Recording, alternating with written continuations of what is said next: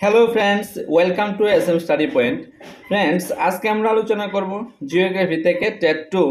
টপিকটা হলো আমাদের কাছে বায়ু দূষণ এবং জল দূষণ। ঠিক আছে, তোমরা ক্লাসটা মনোযোগ সহকারে দেখো, আশা করি তোমাদের প্রত্যেকেরই কাজে আসবে। ভিডিওটা স্কিপ না করে দেখো। প্রথমে কনসেপ্ট আছে, তারপর কিছু কোশ্চেন নিয়ে আলোচনা আছে। তো একমাত্র এস এম স্টাডি পয়েন্টই হলো যেখানে প্রথমে কনসেপ্ট তারপর কোশ্চেন নিয়ে আলোচনা করা হয়। তো তোমরা যারা যারা এখনো আমার এস এম স্টাডি পয়েন্ট চ্যানেলটাকে সাবস্ক্রাইব করে অবশ্যই সাবস্ক্রাইব করে পাশে থাকা বেল আইকনে চাপ দিয়ে রাখতে পারো টপিক অনুসারে ভিডিও পেতে। আর একটা কথা বলে রাখছি, তো তোমরা যারা যারা ফোন করেছিলে টেটের কোচিং নেওয়ার জন্য, রিসেন্টলি কিছুদিনের মধ্যে টেট 2 এর জন্য সেকেন্ড বেচ একটা শুরু হতে যাচ্ছে। তো তোমরা যারা যারা ফোন করেছিলে নতুন বেচ কবে স্টার্ট হবে, তো কিছুদিনের মধ্যেই শুরু হবে। তোমরা স্ক্রিনে দেওয়া নাম্বারে যোগাযোগ করে বিস্তারিত জেনে প্রথমে ক্লাস করে দেখতে পারো। যদি তোমাদের কাছে ক্লাস ভালো লাগে তারপরেই অ্যাডমিশন হবে। তাহলে চলো আর দেরি না করে আমাদের কাছে আজকের যে টপিক আছে, টপিক নিয়ে আলোচনা করছে বায়ু দূষণ এবং জল দূষণ। ঠিক আছে, তারপরে দেখো প্রথমে এখানে কি বলা হয়েছে, বলা হয়েছে বায়ু দূষণের সংজ্ঞা। ঠিক আছে, আমরা সংজ্ঞাটা আগে জেনে নিচ্ছি। ওয়ার্ল্ড হেলথ অর্গানাইজেশন, যাকে বলা হয় WHO, এর মতে বায়ুতে উপস্থিতি বস্তুসমূহের যে ঘনত্ব মানুষ ও তার পরিবেশের উপর বিরূপ প্রতিক্রিয়া সৃষ্টি করে তাকেই বায়ু দূষণ বলে। অর্থাৎ বলা হয়েছে এখানে বায়ুতে উপস্থিত বস্তুসমূহের যে ঘনত্ব মানুষ ও তার পরিবেশের উপর বিরূপ প্রতিক্রিয়া সৃষ্টি করে তাকেই বায়ু দূষণ বলা হয়েছে। অর্থাৎ পৃথিবীর বায়ুমণ্ডলের মধ্যে অনিষ্টকর পদার্থের সমাবেশ যখন মানুষ ও তার পরিবেশের ক্ষতি করে সেই অবস্থাকে বায়ু দূষণ বলে। ঠিক আছে, এখন বলা হয়েছে নেক্সটে দেখো, বায়ু দূষণ পৃথিবীর জীবজগতের ব্যাপক ক্ষতি সাধন করে। আর যখন বায়ু দূষণ হবে পৃথিবীর মধ্যে জীবজগতের উপর সবথেকে বেশি প্রভাব পড়বে। ঠিক আছে, নেক্সটে কি আছে দেখো আমাদের কাছে। নেক্সটে এখানে বলা হয়েছে আমাদের বায়ু দূষণের প্রধান কারণগুলি হলো, দেখো এখন আমরা আলোচনা করব বায়ু দূষণের প্রধান কারণগুলি। ক নম্বরে কি দিয়েছে, প্রাকৃতিক কারণ। ঠিক আছে, প্রাকৃতিক কারণে যে বায়ু দূষণগুলি হয়ে থাকে সেইগুলি নিয়ে আমরা এখন আলোচনা করব। এখানে বলা হয়েছে অগ্নুৎপাতের ফলে নিঃসৃত sulphur die oxide, carbon monoxide ইত্যাদি। কি বলা হয়েছে, অগ্নুৎপাতের ফলে নিঃসৃত সালফার ডাই অক্সাইড এবং কার্বন ডাই অক্সাইডের ফলে বায়ু দূষণ হয়ে থাকে। তারপরে বলেছে নাম্বার 2, দাবানল এবং ধূলিজল। দাবানল অর্থাৎ পাহাড় পর্বতের মধ্যে যে বন জঙ্গল আছে এখানে আগুন লাগিয়ে দেওয়া। পাহাড় পর্বতে বিভিন্ন কারণে গাছে গাছে ঘর্ষণকে বা আশেপাশে ঘর্ষণকে যে আগুনটা জ্বলে তাকে বলা হয় দাবানল। ঠিক আছে, আর ধূলিঝড় অর্থাৎ দেখবে কখনো কখনো বৃষ্টি যখন আসে তার প্রাক মুহূর্তে ধূলি বালি একদম বাতাসে উড়িয়ে নিয়ে যায়, তার ফলেও বায়ু দূষণ হয়ে থাকে। নেক্সট আমাদের কাছে কি আছে, 3 নাম্বার, বিভিন্ন জৈব ও অজৈব পদার্থের পচনের ফলে সৃষ্ট গ্যাস, মিথেন, হাইড্রোজেন সালফাইড। ঠিক আছে, তারপরে আমাদের কাছে বলা হয়েছে 4 নাম্বার, ভাইরাস ও ব্যাকটেরিয়া ও নানাবিধ অণুবীক্ষণিক জীবের সংক্রমণ। ঠিক আছে, 5 নম্বরে কি বলা হয়েছে, বিভিন্ন উদ্ভিদের বাসমান পরাগরেণু। আর বিভিন্ন উদ্ভিদের যে বাসমান পরাগরেণু আছে তার কারণেও বায়ু দূষণ হয়ে থাকে। নেক্সটে কি বলেছে দেখো আমাদের কাছে, নেক্সট এখানে 6 নাম্বার দিয়েছে সমুদ্রে লবণ কণা, মিথাইল ক্লোরাইড, মিথাইল ব্রোমাইড প্রভৃতি এগুলির কারণেও বায়ু দূষণ হয়ে থাকে। ঠিক আছে, আমাদের কাছে 7 নম্বরে কি আছে, মৃত্তিকা থেকে নির্গত মিথাইল আয়োডাইড ইত্যাদি বিষাক্ত গ্যাস। ঠিক আছে, আমাদের কাছে 8 নম্বরে কি আছে, মহাজাগতিক রশ্মি ও কণার এবং উল্কাপাতের ভস্ম প্রভৃতির প্রভাবে বায়ু দূষিত হয়। তাহলে আমরা এতক্ষণে জানতে পেরেছি বায়ু দূষণের যে প্রাকৃতিক কারণগুলি নিয়ে আমরা আলোচনা করেছি। নেক্সটে কি আছে দেখো আমাদের কাছে, নেক্সটে এখানে বলা হয়েছে অপ্রাকৃতিক বা মনুষ্য সৃষ্টি কারণ, অর্থাৎ মানুষের দ্বারা সৃষ্টি যে কারণগুলি আমরা এখন সেইগুলি নিয়ে আলোচনা করব। নাম্বার 1-এ কি দিয়েছে, শিল্পজনিত দূষণ। ঠিক আছে, বিভিন্ন শিল্পের কলকারখানা, তাপ বিদ্যুৎ, পারমাণবিক বিদ্যুৎ ও গবেষণা কেন্দ্র, রাসায়নিক সার প্রভৃতি উৎপাদন কেন্দ্র থেকে নির্গত গ্যাস, ধোঁয়া প্রভৃতি বায়ু ও পরিবেশকে দূষিত করেছে। ঠিক আছে, দেখো কিভাবে শিল্পজনিত দূষণ ঘটে থাকছে। ঠিক আছে, নেক্সট আমাদের কাছে নাম্বার 2 আছে কি, দহনের ফলে সৃষ্ট দূষণ। দহনের ফলে অর্থাৎ আগুন লাগানোর ফলে যে দূষণটা হয়, জীবাশ্ম জ্বালানি যাকে বলা হয় কয়লা, কাঠ, কেরোসিন, গাড়ির জ্বালানির ধোঁয়া ইত্যাদি বেরিয়ে এসেও বায়ুমণ্ডলকে বিষাক্ত করে। ঠিক আছে, কি কি, দেখো কাঠ, কেরোসিন, গাড়ির জ্বালানির ধোঁয়া ইত্যাদি বেরিয়ে এসে বায়ুকে দূষণ করছে। ঠিক আছে, নেক্সটে কি আছে দেখো আমাদের কাছে। নেক্সট এখানে বলা হয়েছে নাম্বার 3, তেজস্ক্রিয় পদার্থজনিত দূষণ। দেখো তেজস্ক্রিয় পদার্থজনিত দূষণের মধ্যে কি আছে, মাটির মধ্যে বর্তমান বরযুক্ত ট্যানসিয়াম, বরযুক্ত সিজিয়াম, বরযুক্ত কার্বন ইত্যাদি তেজস্ক্রিয় পদার্থ থেকে নির্গত ক্ষতিকারক গামা রশ্মি বায়ুতে মিশে বায়ুকে দূষিত করছে। ঠিক আছে, এই যে বিভিন্ন ধরনের বিষাক্ত গ্যাসগুলি বের হয়ে বায়ুকে দূষিত করছে। আমাদের কাছে 5 নাম্বার কি আছে দেখো, বিভিন্ন প্রকার রাসায়নিক গ্যাসজনিত দূষণ। বিজ্ঞানীদের মতে carbon monoxide, carbon die oxide, sulphur die oxide, ammonia, chlorofluorocarbon ইত্যাদি বিষাক্ত গ্যাস বায়ু দূষণ ঘটায়। ঠিক আছে, কোন কোনগুলি বায়ু দূষণ ঘটায় এগুলি এখানে একদম সুন্দর করে লিখে দেওয়া আছে, তোমরা প্রয়োজন হলে নোট করে রাখতে পারো। তারপরে দেখো 5 নম্বরে কি বলা হয়েছে, ধূলিকণা। ঠিক আছে, ধূলিকণা বায়ুমণ্ডলের একটি অত্যাবশ্যকীয় উপাদান, আর ধূলিকণা হলো বায়ুমণ্ডলের একটা অত্যাবশ্যকীয় উপাদান। কিন্তু অতিমাত্রায় ধূলিকণা বৃদ্ধি বাতাসকে দূষিত করে, আর বাতাসের মধ্যে যদি অতিরিক্ত ধূলিবালি থাকে তাহলে বাতাসটা তো স্বাভাবিকভাবেই এটা দূষিত হবে। সূক্ষ্ম ধূলিকণা বাতাসে ভেসে বেড়ায় এবং 10 মাইক্রনের বেশি ব্যাসার্ধের ধূলিকণাগুলি বাতাসে যুক্ত হওয়ার পর ভূস্তরে পতিত হয়। ধূলিকণার উৎপত্তিস্থল প্রধানত কলকারখানা, মোটর গাড়ি, উনুনের ধোঁয়া, আবর্জনা, মৃত্তিকার চূর্ণ ইত্যাদি থেকে। এই যে ধূলিকণাগুলির উৎপত্তি কোথায় থেকে হচ্ছে, এই যে প্রধানত কলকারখানা থেকে, মোটর গাড়ি থেকে, উনুনের ধোঁয়া অর্থাৎ চুলার ধোঁয়া, আবর্জনার ধোঁয়া, তারপর মৃত্তিকা চূর্ণ ইত্যাদি থেকে হয়ে থাকে। ঠিক আছে, নেক্সটে কি আছে দেখো আমাদের কাছে। এখানে বলা হয়েছে নাম্বার 6, জ্বালানি ব্যবহারের ফলে কলকারখানা থেকে নির্গত তাপ বায়ুমণ্ডলকে দূষিত করে, আর জ্বালানি ব্যবহারের ফলে কলকারখানা থেকে নির্গত তাপ বায়ুমণ্ডলকে দূষিত করে।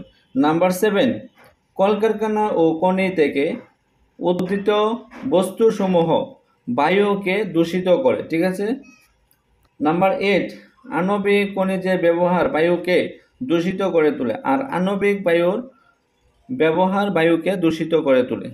নেক্সট আমাদের কাছে 9 নাম্বার, পরমাণু বিদ্যুৎ কেন্দ্র থেকে উৎপন্ন বিভিন্ন তেজস্ক্রিয় গ্যাস, ক্লোরাইড ইত্যাদি বায়ুমণ্ডলের ভারসাম্য নষ্ট করে। ঠিক আছে, এগুলি বিভিন্নভাবে বায়ুমণ্ডলের ভারসাম্য নষ্ট করে থাকে। নেক্সট আমাদের কাছে কি আছে দেখো, নেক্সট এখানে বলা হয়েছে যে বায়ুমণ্ডলের শ্রেণী বিভাগ। ঠিক আছে, বায়ুমণ্ডলের শ্রেণী বিভাগগুলি নিয়ে আমরা আলোচনা করব। প্রথমে কি আছে দেখো, প্রাথমিক বায়ু দূষক।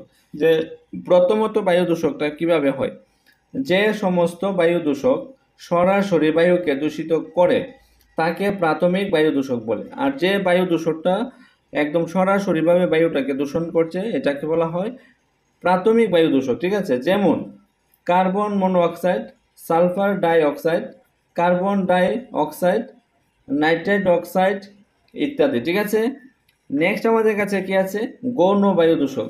গৌণ বায়ু দূষক, বায়ু হবে এটা, হ্যাঁ, গৌণ বায়ু দূষক। প্রাথমিক বায়ু দূষক থেকে সৃষ্ট বায়ু দূষণকে গৌণ বায়ু দূষক বলে, আর প্রাথমিক বায়ু দূষণ থেকে সৃষ্ট বায়ু দূষকটাকেই গৌণ বায়ু দূষক বলে। দেখো এখানে উদাহরণ দিয়ে দিয়েছে সালফিউরিক অ্যাসিড, যাকে সংকেত বলা হয় H2SO4। ঠিক আছে, এই হলো আমাদের উদাহরণ, গৌণ বায়ু দূষকের উদাহরণ। নেক্সট আমাদের কি আছে, গ নাম্বারে সজীব, এটা পরিগাজ্য হবে, সজীব ও জড় বায়ু দূষক।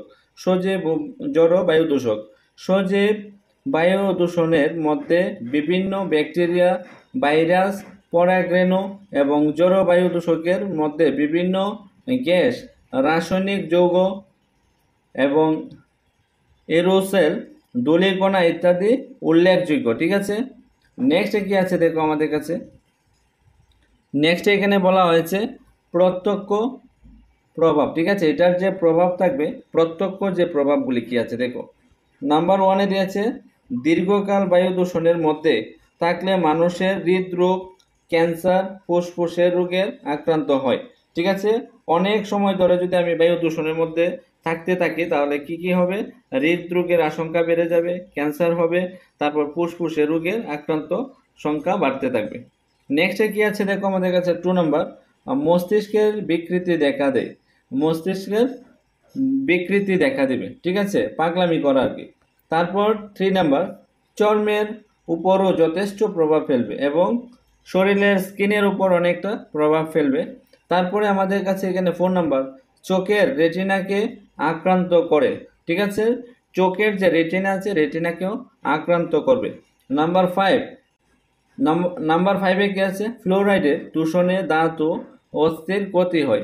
আর ফ্লোরাইডের দূষণে দাঁত এবং অস্থির ক্ষতি হতে পারে। ঠিক আছে, নেক্সট কি আছে আমাদের কাছে দেখো। নেক্সট এখানে বলা হয়েছে পরোক্ষ কারণ। ঠিক আছে, পরোক্ষ কারণের মধ্যে কি আছে, গাছের সবুজ পাতার ক্লোরোফিল বিনষ্ট হয়ে শালক সংশ্লেষের প্রক্রিয়া বিঘ্ন সৃষ্টি করে, যা ক্লোরোসিস নামে পরিচিত। আর শালক সংশ্লেষে সৃষ্টি করতে বাধা দেবে যদি গাছের সবুজ পাতা ক্লোরোফিল বিনষ্ট হয়ে যায়। এই যে বায়ু দূষণের ফলে গাছের সবুজ পাতার ক্লোরোফিল বিনষ্ট হয়ে যায় এবং শালক সংশ্লেষ প্রক্রিয়া বিঘ্নিত সৃষ্টি করে, যা ক্লোরোসিস নামে পরিচিত। নেক্সট আমাদের কাছে 2 নম্বর কি আছে, বায়ুমণ্ডলের ওজোন স্তর বিনষ্ট হয় ও ক্ষতিকারক আল্ট্রাভায়োলেট রশ্মি ভূপৃষ্ঠে আছড়ে পড়ে ও উদ্ভিদ ও প্রাণীর ত্বকে ক্যান্সার সৃষ্টি করে। দেখো, যদি বায়ু দূষণ হয় তাহলে কি হবে, বায়ু দূষণের ফলে ওজোন স্তরের যে বিনষ্ট হয় এবং ক্ষতিকারক যে আল্ট্রাভায়োলেট রশ্মি এটা ভূপৃষ্ঠে একদম আছড়ে পড়বে ও উদ্ভিদ ও প্রাণীকুলের ত্বকে ক্যান্সারের সৃষ্টি হবে। নেক্সট আমাদের কাছে কি আছে, নাম্বার 2, গ্রিন হাউস প্রভাব বৃদ্ধির ফলে গ্লোবাল ওয়ার্মিং এর সৃষ্টি হয়, যার ফল সুদূর প্রয়াসী এবং মারাত্মক হতে পারে, ডেঞ্জারাস হতে পারে। নেক্সট আমাদের কাছে কি আছে, নাম্বার 4। ঠিক আছে, এটা 3 ছিল, এটা 4। উদ্ভিদের স্বাভাবিক বৃদ্ধি ব্যাহত হয় ও নিস্তেজ হয়ে পড়ে। উদ্ভিদের যে স্বাভাবিক বৃদ্ধিটা এটা ব্যাহত হবে এবং সেটা নিস্তেজ হয়ে পড়বে। নাম্বার 5, শহর অঞ্চলে ধোঁয়াশার সৃষ্টি করে। আর শহর অঞ্চলে কি হবে, এটা ধোঁয়াশার সৃষ্টি করবে। ঠিক আছে, আমাদের কাছে নেক্সট কি আছে দেখো। নেক্সট এখানে আছে জল দূষণ। ঠিক আছে, জল দূষণের মধ্যে কি আছে, জল দূষণের সংজ্ঞা। ঠিক আছে, জলের সঙ্গে কোনো অবাঞ্ছিত পদার্থ মিশে যাওয়ার ফলে যদি জলের ভৌত, রাসায়নিক ও জৈব বৈশিষ্ট্যের পরিবর্তন হয় এবং তার ফলে জলজ উদ্ভিদ, প্রাণী ও মানুষের ক্ষতির আশঙ্কা থাকে, তবে জলের সেই খারাপ অবস্থাকে জল দূষণ বলে। ঠিক আছে, সোজা কথা, যে জলটা মানুষ ব্যবহার করার যোগ্য নয়, উপযুক্ত নয়, সেই জায়গাতে কি থাকবে দেখো, ভৌত, রাসায়নিক ও জৈব বৈশিষ্ট্য পরিবর্তন হইব এবং তার ফলে জলজ উদ্ভিদ, প্রাণী ও মানুষের ক্ষতির আশঙ্কা থাকে, তাকেই জল দূষণ বলা হয়। নেক্সট আমাদের কাছে কি আছে দেখো। নেক্সট আমাদের কাছে এখানে জল দূষণের প্রধান কারণগুলি হলো, এখন আমরা আলোচনা করব জল দূষণের প্রধান কারণগুলি নিয়ে। ঠিক আছে, শিল্পায়নজনিত দূষণ। ঠিক আছে, নগরায়ন ও শিল্পায়নের ফলে জল দূষণ সমস্যাও আজও পৃথিবীর শিল্পোন্নত দেশগুলিতে এবং ভারতের বিশেষ করে মহানগরী অঞ্চলসমূহের উদ্বেগের কারণ হয়ে উঠেছে। অর্থাৎ বলা হয়েছে এই যে শিল্পায়নজনিত ফলে দেশগুলিতে এবং ভারতের বিশেষ করে মহানগরী অঞ্চলসমূহে উদ্বেগের কারণ হয়ে উঠেছে। ঠিক আছে, শিল্প কারখানার বজ্র পদার্থ ও শহর অঞ্চলে আবর্জনা শোধন না করে নদীতে ফেলা হচ্ছে। বিভিন্ন আবর্জনা এবং শিল্প অঞ্চলের বর্জ্য পদার্থ এগুলিকে শোধন না করে নদীতে ডাইরেক্টলি সরাসরিভাবে ফেলে দিচ্ছে, ফলে নদীর জলের দূষণের মাত্রা বাড়ছে। ঠিক আছে, এই জন্য নদীর জলের দূষণের মাত্রা বেড়ে যাচ্ছে। বিশেষ করে তৈল শোধনাগার, ইস্পাত কারখানার নিকটবর্তী জলরাশি বেশি দূষিত হচ্ছে। আর ইস্পাত কারখানার নিকটবর্তী জলরাশি বেশি করে দূষিত হচ্ছে। কয়লা থেকে কোক তৈরির কারখানা বর্জ্য পদার্থের মধ্যে ফেনোলিক নামক তরল এক প্রকার বস্তু থাকে যা জলকে অধিক মাত্রায় দূষিত করে। ঠিক আছে, এর ফলে নদীর জল মানুষের গৃহস্থলীর পক্ষে অযোগ্য হয়ে উঠেছে এবং নদীতে মাছের সংখ্যা যথেষ্ট হ্রাস পাচ্ছে। ঠিক আছে, এই কারণে নদীতে নাকি নদীর জলে মাছের সংখ্যা অনেকটা কমে যাচ্ছে। ঠিক আছে, আশা করি এই পর্যন্ত তোমরা বুঝতে পেরেছো। নেক্সট কি আছে দেখো,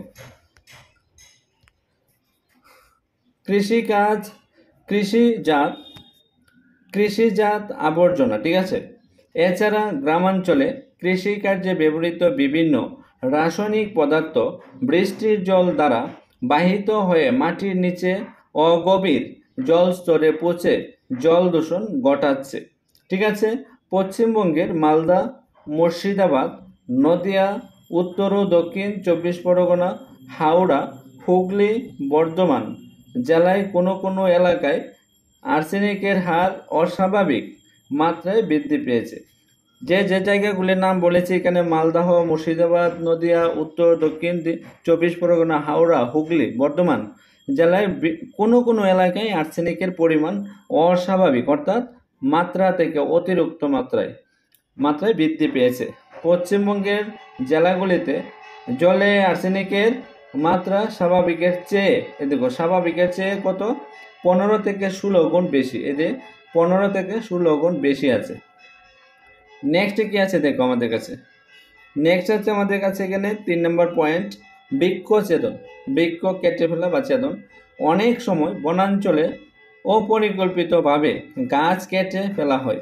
অনেক সময় আমরা পাহাড় অঞ্চলে জেলে দেখতে পারবে যে অপরিকল্পিতভাবে বন জঙ্গল কেটে আগুন লাগিয়ে দেওয়া হচ্ছে। ঠিক আছে, এর ফলে গাছের শিকড়ের মাটি ধরে রাখার স্বাভাবিক ক্ষমতা ব্যাহত হয় এবং অতিরিক্ত বৃষ্টির ফলে ভূমিক্ষয় ঘটে। আর এগুলি যখন মরে যায়, গাছটা যখন মরে যায় তার যে শিকড়ের মাটি ধরে রাখার ক্ষমতা এটা কমে যায়। তারপরে যখন বৃষ্টি হয় তখন ভূমিক্ষয় ঘটে অর্থাৎ মাটি ক্ষয় হয়। বৃষ্টির জলে বাহিত হয়ে ক্ষয়িত মাটি গাছের ডালপালা, লতাপাতা, নদী, পুকুর, হ্রদ এবং অন্যান্য জলাশয়ে এসে পড়ে। এর ফলে শুধুমাত্র জল দূষণ হয় না, নদীর জলের গভীরতা ও জল ধারণ ক্ষমতা কমে যায় ও সমস্যার সৃষ্টি হয়। শুধুমাত্র জল দূষণটাই হবে সেটা শেষ কথা নয়, তার পাশাপাশি নদীর জলের গভীরতা কমে যাবে, তার পাশাপাশি কি হবে এখানে জল ধারণ ক্ষমতাও কমে যাবে। ঠিক আছে, নেক্সট কি আছে দেখো, একটার সঙ্গে একটা একদম অঙ্গাঙ্গিভাবে জড়িত। নেক্সট কি আছে এখানে বলা হয়েছে যে জল ধারণ ও বাঁধ নির্মাণের ফলে এই যে জল আমরা আটকিয়ে রাখছি এবং নদীতে বা বিভিন্ন জায়গাতে আমরা বাঁধ নির্মাণ করে জল আটকিয়ে রাখি। এছাড়া বড় বড় নদী থেকে খাল কেটে জল শেষের জন্য জল টেনে নিয়ে যাওয়ার ফলে সমস্যা দেখা দেয়। নদীতে বাঁধ দিলে বাঁধের নিচের নদীতে জল সরবরাহ কমে যায়, ফলে নদীতে চড়া পড়ে।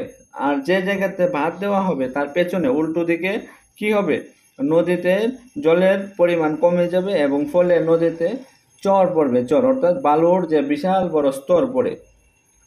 দামোদর, মহানদী প্রভৃতি নদীতে এই সমস্যা দেখা গিয়েছে। আর দামোদর এই প্রভৃতি মহানদীতে এই সমস্যাগুলি দেখা দিয়েছিল। নেক্সট কি আছে আমাদের কাছে দেখো, তারপরে এখানে বলেছে 5 নম্বরে গড় গৃহস্থলী দৈনন্দিন আবর্জনা। ঠিক আছে, মাটির উপর দীর্ঘদিন ধরে জমা আবর্জনা থেকে তৈরি হওয়া বিষাক্ত রাসায়নিক ও রোগ সৃষ্টিকারী জীবাণু জলাশয়, ভূমজল ও ছোট ছোট জলধারাগুলিকে দূষিত করে। ঠিক আছে, তারপরে 6 নাম্বার কি বলেছে দেখো, বৃষ্টির পর নগর, শহর ও জনবসতি থেকে নির্গত ময়লা জল। অর্থাৎ আমরা যারা যারা এখনো আগরতলাতে বা শহর অঞ্চলে বসবাস করে, দেখবে বৃষ্টি আসলে যে বৃষ্টির জলটা বিভিন্ন জায়গা থেকে একদম ড্রেনে গিয়ে পড়ে, ড্রেন থেকে নদীতে গিয়ে পড়ে, নদী থেকে জলাশয়ে গিয়ে পড়বে, একদম পুরোটা দূষিত হয়ে যাবে। এখন এখানে বলা হয়েছে এক পশলা বৃষ্টির পর নর্মদা, আস্তাকুর, ডাস্টবিন, শ্মশান, গাড়ির ধোঁয়া দূষিত জলের একটা বড় অংশ নদী, জলাশয় এবং বোম জলকে দূষিত করে। এগুলি প্রথমে গিয়ে পড়বে ছোট ড্রেনে, ড্রেন থেকে পড়বে বড় খালে, খাল থেকে গিয়ে পড়বে নদীতে, নদী থেকে গিয়ে মিশবে সমুদ্রতে। তার মানে পুরাটাই জল দূষণ হয়ে যাবে। ঠিক আছে, নেক্সট কি আছে দেখো আমাদের কাছে। এখন নেক্সট আমাদের কাছে আছে ফ্রেন্ডস, তারপর নেক্সট দেখো আমাদের কাছে এখানে 7 নম্বর আছে ডিটারজেন্ট। ঠিক আছে, ডিটারজেন্টের মাধ্যমে কীভাবে জল দূষণ হয় দেখো। সাবানের বিকল্প হিসাবে বর্তমানে ডিটারজেন্ট অত্যন্ত জনপ্রিয়। এবিএস নামে একটি রাসায়নিক পদার্থ যা ডিটারজেন্টের অন্যতম প্রধান উপাদান। আর এটা হলো একটা ডিটারজেন্টের অন্যতম প্রধান উপাদান। সেই রাসায়নিক দ্রব্যটি জল দূষণ করে। আর এই যে ডিটারজেন্টের মধ্যে এই যে এবিএস নামে একটি রাসায়নিক পদার্থ বা যা ডিটারজেন্টের অন্যতম উপাদান, এটা কি করে, এই যে জলটাকে দূষিত করে। ঠিক আছে, আমাদের কাছে 8 নম্বর আছে সমুদ্র জলে বাসমান তেল। ঠিক আছে, বাসমান তেলে কিভাবে জল দূষণ করে দেখো। তেলবাহী জাহাজ থেকে নির্গত তেল সমুদ্র তলদেশে পাইপলাইন থেকে চুয়ে আসা তেল বা ইচ্ছাকৃতভাবে যুদ্ধের সময় সমুদ্রে তেল ফেলে দেওয়া ইত্যাদি কারণে সমুদ্রের জল দূষিত হয়। ঠিক আছে, নেক্সট কি আছে দেখো আমাদের কাছে। নেক্সট আমাদের কাছে আছে এখানে দেখো আর্সেনিকের উপস্থিতি। ঠিক আছে, আর্সেনিক হলো এক ধরনের মারাত্মক বিষ। আর আর্সেনিক হলো একটা মারাত্মক বিষ, পারদের তুলনায় 4 গুণ বেশি শক্তিশালী। আর আর্সেনিক হলো পারদের থেকে 4 গুণ বেশি শক্তিশালী। ঠিক আছে, এই বিষ জলে মিশে আমাদের দেহে প্রবেশ করে। আর্সেনিকের বিষক্রিয়ার ফলে আমাদের ত্বক, রক্তনালী, স্নায়ুতন্ত্র নানাভাবে ক্ষতিগ্রস্ত হয়। হাত ও পায়ের ট্যাটুয় পচনশীল ক্ষতের সৃষ্টি হয়, যা ব্ল্যাকফুট ডিজিজ নামে পরিচিত। ঠিক আছে, আমাদের কাছে দেখো 14 নম্বরে কি আছে, ফ্লোরাইডের উপস্থিতি আর্সেনিকের মতো ফ্লোরাইড একটি তীব্র ক্ষতিকারক গ্যাস। আর ফ্লোরাইড একটি তীব্র ক্ষতিকারক গ্যাস। জলের মধ্যে দ্রবীভূত ফ্লোরাইড মানুষের দেহে নানা বিষক্রিয়ার সৃষ্টি করে। ফ্লোরাইড মানুষের দেহে ক্রমাগত প্রবেশ করতে থাকলে ক্লোরোসিস বা নকনি সিনড্রোম রোগ হয়। ঠিক আছে, দেখো এখানে একটা রোগের নাম বলেছে, ফ্লোরোসিস বা নকনি সিনড্রোম নামে একটা রোগ হয়। এই রোগের ফলে দাঁত ও হাড়ের নানা রকম গঠনগত সমস্যা দেখা দেয়। ঠিক আছে, আর এই রোগের ফলে কি হয়, দাঁত ও হাড়ের নানা রকম সমস্যা দেখা দিতে পারে। নেক্সট আমাদের কাছে কি আছে দেখো, জল দূষণের প্রতিকার। এখন জল দূষণ যে হবে এটাকে আমরা কিভাবে প্রতিকার করব। প্রথমত পানীয় বা দৈনন্দিন ব্যবহারের জল বিশুদ্ধ হওয়া উচিত। সাধারণভাবে শহরে যে জল সরবরাহ করা হয় তা প্রধানত 3টি ধাপে পরিশোধন করা হয়। ঠিক আছে, 3টি ধাপ কি কি, জল সংগ্রহ করতে হবে। অপশন 2 নম্বরে আছে দেখো জলকে ফিল্টার করা, জলকে ফিল্টার করতে হবে। 3 নম্বরে কি আছে, ক্লোরিন দ্বারা জল জীবাণুমুক্ত করতে হবে। আর ক্লোরিন দ্বারা জলটাকে জীবাণুমুক্ত করতে হবে। নেক্সট কি আছে আমাদের কাছে দেখো, আমরা এতক্ষণে জল দূষণ এবং বায়ু দূষণের যে কনসেপ্টটা আলোচনা করেছি, তোমরা কনসেপ্টটা ভালো করে দেখবা। যখন মক টেস্ট নেওয়া হবে কনসেপ্ট থেকে কোশ্চেন দেওয়া হবে। এখন চলো আমরা আলোচনা করব কিছু গুরুত্বপূর্ণ প্রশ্ন উত্তর নিয়ে। ঠিক আছে, এই চ্যাপ্টার থেকে কি আছে দেখো। নাম্বার 1, সূর্যের অতিবেগুনি রশ্মি শোষণ করে কাকে, ওজোন গ্যাসকে শোষণ করে। ঠিক আছে, ওজোন গ্যাসকে। নাম্বার 2, গ্রিন হাউস বৃদ্ধিকারীর প্রধান গ্যাসটির নাম হলো কার্বন ডাই অক্সাইড। ঠিক আছে, কার্বন ডাই অক্সাইড, সবাই পারবে এটা। নাম্বার 3, জৈব পদার্থে পচনের ফলে যে গ্যাস সৃষ্টি হয় তাকে কি বলা হয়, এটাকে মিথেন বলা হয়, মিথেন।